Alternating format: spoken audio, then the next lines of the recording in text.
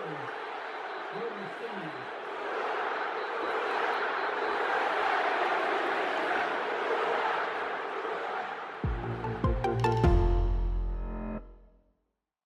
hey, y'all, I'm Jeff Nowak, WWL Sports Digital Producer, here with special guest Cooper Manning to talk about the 100th anniversary of WWL Radio that we are celebrating this month. What are kind of your early memories of whether it's the Saints, Archie, any, playing at Newman, whatever, and WWL Radio?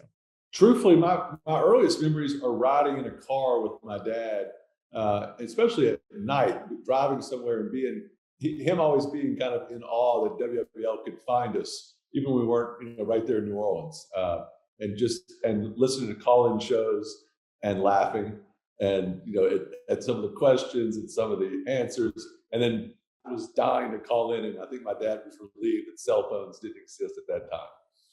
And then, my dad doing the games, certainly, it was always fun to watch the TV, watch, away game, and, turn down the TV and turn up the radio and listen to Jim Henderson and my dad call those Saints games. And then I have fond memories of waiting on him after games down, in the locker room and catching a ride home with him. Peyton and I would go to those Saints games on our own, catch a cab, go down there, sit at the game.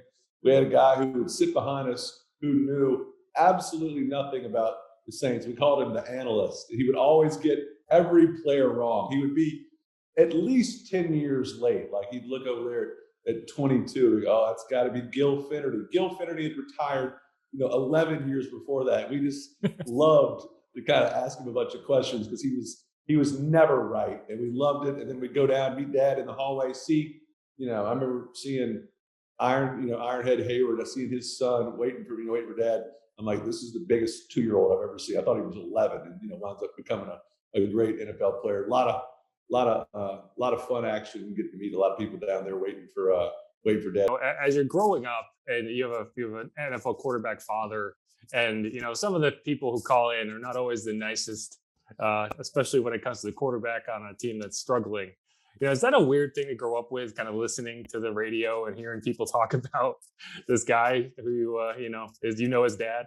I think you just always kind of look for the silver lining. And I don't think I was probably listening to, my mom was probably wise enough to not expose us to, there's a lot of fans interaction on a 1-in-15 season. I mean, the brown bags in the stands alone were probably a good indicator that things weren't fantastic, but really turned my exposure to WWL really turned on when Dad started doing those games. And then, eventually I was fortunate enough to host a couple call-in shows, and then was even partnered with Buddy D on a couple radio shows. So a lot of fun.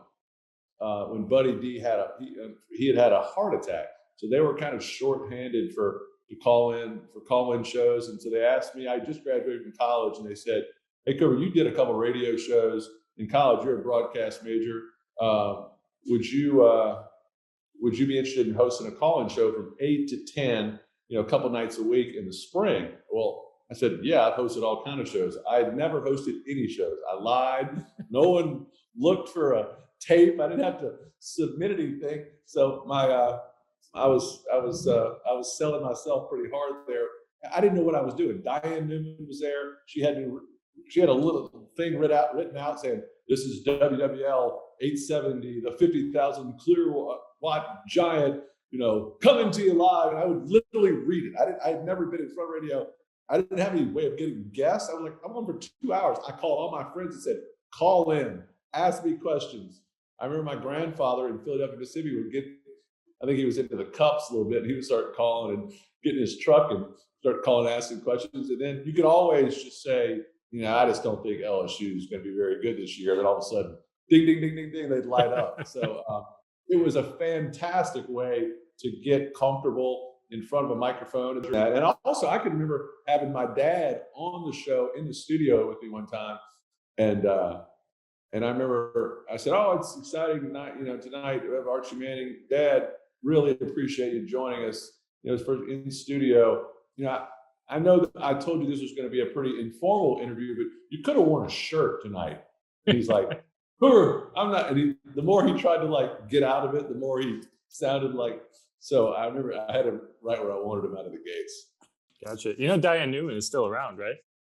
She saved me. I mean, I'm talking. I was a rudderless ship. I had no idea what I was doing, and she kind of, she has kind of a motherly approach. It's okay, baby, you're gonna be fine, and just literally typed up some things. Okay, we're going to break. I mean, I didn't know how to get in, get out of anything, and she held my hand, and I mean, I remember it well, and I was very grateful. She's lovely. Does she know to this day that you maybe gussied up your resume a little bit? She has to. She has to, because I was that desperate. She knew I didn't know what the heck I was doing. So I'm very grateful for her.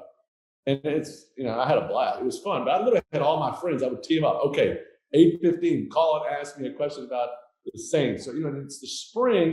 It was before social media. It was before recruiting was really big. So it was just kind of dead. And so you were looking for anything to talk about. Before the combine was really big. It's just, because football, as always, before the Pelicans, it was kind of a lean time. So they didn't mind throwing a nobody out there from 8 to 10 for $50. It was probably a pretty good business move because it didn't matter anyway. I want to congratulate WWL, 100 years. Really, really amazing. I feel very fortunate to be a part of that team in a small way, and have fantastic memories, a lot of friendships, and nothing but smiles looking back on my days at WWL.